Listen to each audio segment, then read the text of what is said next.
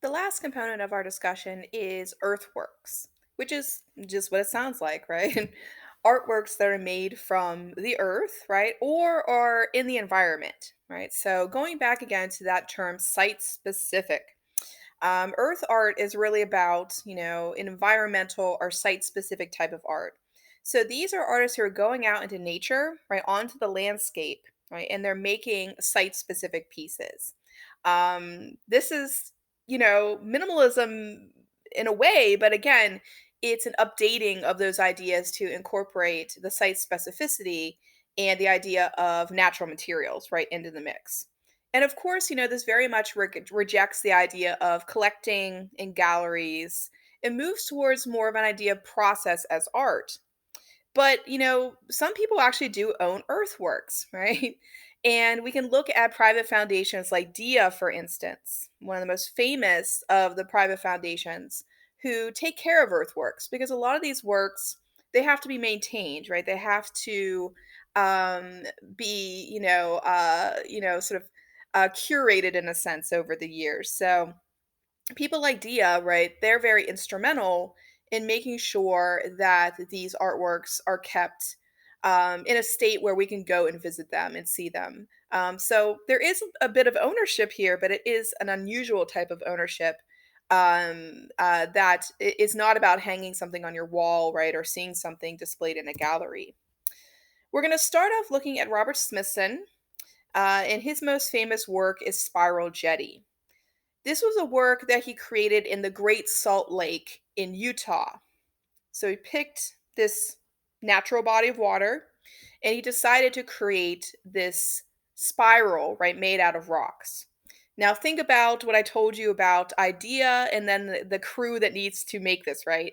So Smithson comes up with his idea, but obviously he's going to have people who can work with earth moving devices, right? To get everything created the way he wants it. So he has the vision, let's say, but he has to have a group of people who can execute that vision. Now, the idea of something like this existing in a natural environment, right? Like the Great Salt Lake, it's going to be, sort of in a sense at the mercy, right, of the natural movements, right, of the lake around it. So sometimes when the lake level rises, you can't even see the spiral jetty anymore. And then when it drops again, it emerges. So there's this sense of nature fluctuating, right, around the piece, right? And then the piece in a sense becoming different things, right, as nature works on it.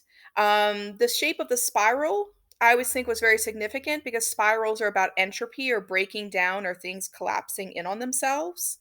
So the idea that earthworks, in a sense, if they're not maintained, they will break down, they will fade away.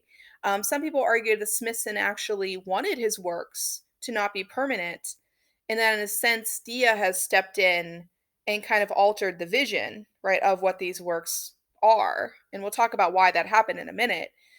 But, this idea of entropy or breaking down as being sort of essential to natural process, many art historians think that's what the spiral evokes, right? What it's meant to make you think about, right? Here's another shot of Spiral Jetty. So notice you can walk out on it if you visit it, but it's very remote. A lot of earthworks are placed in these remote settings that are not meant to be easily accessible. It's part of, I think, the mystery of them, right? The enigma of them is this sense that you often have to travel a far way over a very rustic, unforgiving landscape to get to these places and see them, right? So, but when you get there, you can interact with it, or you can walk on it and see it right in its natural sort of form. So again, some more shots of the jetty as well. This is another Smithson Amarillo ramp.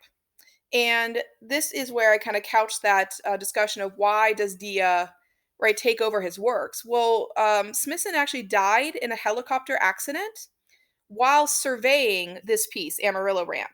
So he'd gone up in a helicopter to take a look at it from the air, and the helicopter actually crashed, and he died in the crash. His wife Nancy Holt is very instrumental in preserving his legacy. And so, Smithson seemed to have the attitude that these things were, impermanent. They were things on the landscape, just like the landscape, it's meant to be impermanent. But, she, as his wife and fellow artist, seemed to have a different mentality about wanting to keep his legacy alive. So the Dia now maintains these sites, but again, was that part of his original vision, right, for the works, the original idea that he had. This is Walter de Maria, his work Lightning Field. And I can't think of anything much more nature oriented than trying to harness the power of lightning as your work, let's say. This piece exists in south west New Mexico. So if you're driving through New Mexico, it's in southwest New Mexico. And it's another DIA piece, another DIA Foundation curated work.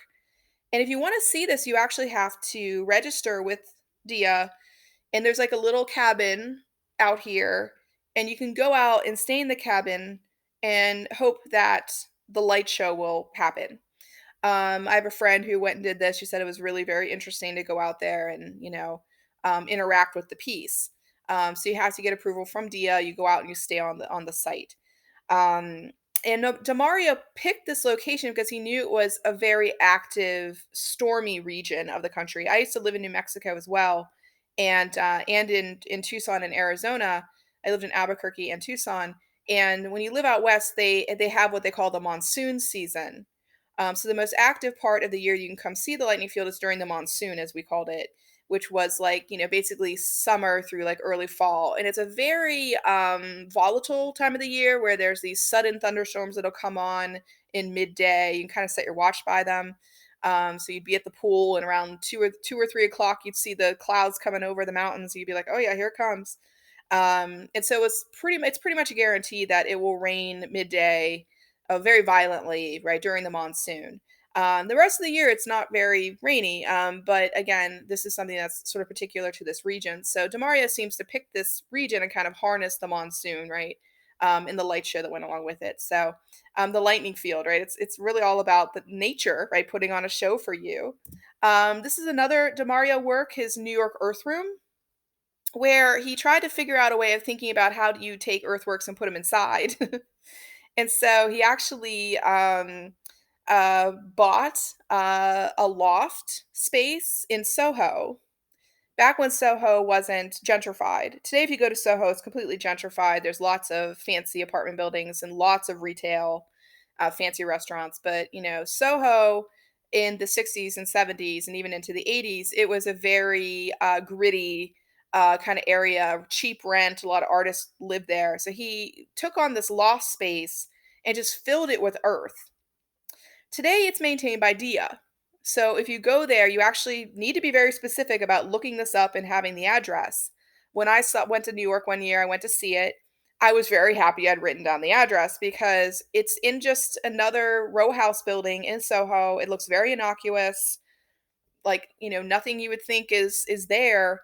You have to go up to like the little menu of everybody that lives in the building, and you'll see like names like, the Schweitzers, right, the Johnsons, right, and then it'll be like New York Earth Room, floor 3, right. And you have to buzz to be let in, and then you go up to the floor, and then you get to see the Earth Room. So it's not something that is a very obvious um thing to see, right. It's not very obvious at all. And so you kind of have to know it's there.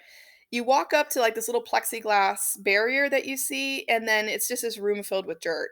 And so the smell of it, right, the experience of kind of standing there, and it's just sort of this disjunctive experience of him taking something from the exterior and bringing it into the interior. So he kind of plays a little bit of a joke there, I think.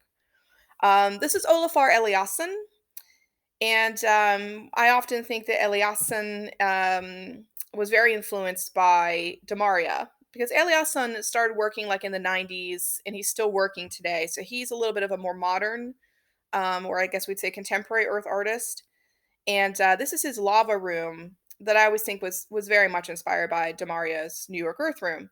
Eliasson is Icelandic, so we think he's kind of referencing his landscape where he comes from, which is very volcanic. And notice that people here could actually walk around in the lava room, where in the Earth Room you couldn't. Um, I was lucky enough to be working at the Carnegie Museum of Art in Pittsburgh during the time we were setting up for what we call the International of 1999 through 1000. The International is a big deal for the Carnegie Museum of Art. And I was doing an internship here during my master's degree. And so I was actually working on curating with the artists and getting pieces sort of signed over and coming up with all the education materials and writing up the roster of everybody who had committed to the show and been selected for the show and whatnot. And Eliasson created this piece for the courtyard. And so I actually got to see it when it was being installed when I was working there that summer. And then when I came back for Christmas to see my family, who is from the Pittsburgh area, I was able to take my family there and show them a lot of the work I'd done on the show and then be able to see the piece um, at that time during the Christmas time. So I got to see it like while they were installing it during the summer, and then I got to see it later during Christmas. And what he did was kind of create this trough with water in it and steam vents around some trees that had already existed in the courtyard and created this almost, I always think of it as being this kind of fake landscape, in an urban environment for people to interact with.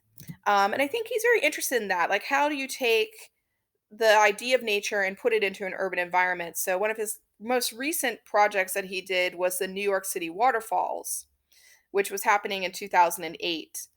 And on the right, you see kind of a computer generated image of his ideas about what he wanted to do. And then on the left, the actual execution of the piece.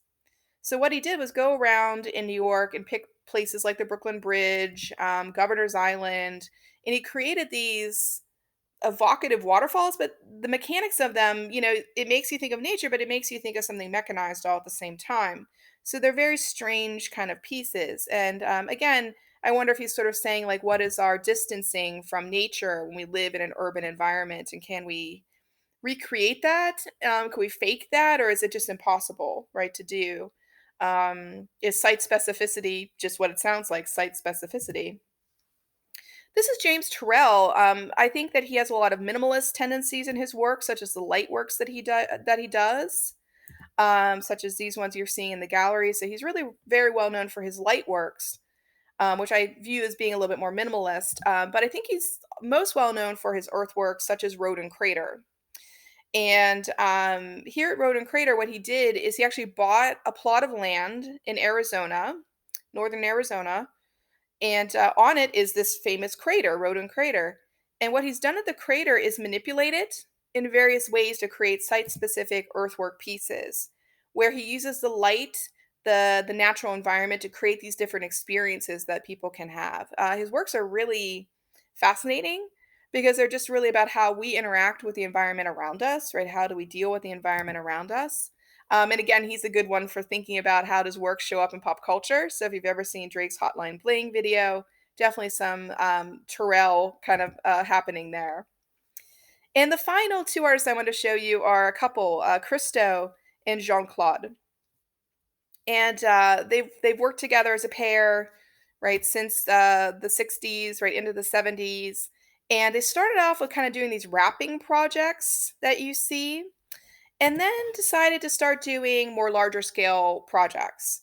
One of the things I want you to note is that I gave you dates, and mostly I don't do that. But here I do because I want you to think about something with Christo and Jean Claude's work.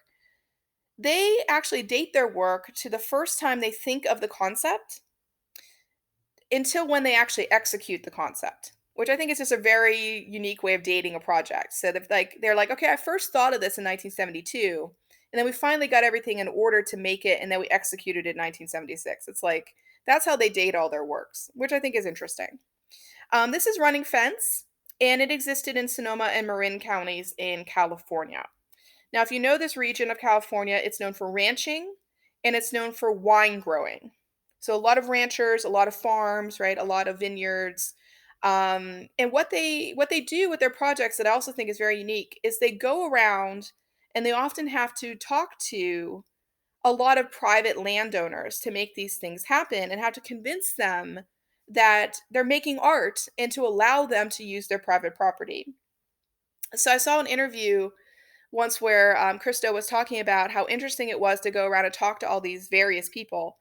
And then one time there was a court case against them, and a rancher kind of came up to testify, and he said, I never would have met this, artsy dude, any other way, but I really thought what they were doing was cool, right? And I wanted to see what it was going to be. So I always thought about their works as being an intersection between the arts and then people who may not see art, making art more accessible to people and kind of trying to win people over to what art was about. So this project, I think, definitely works that way.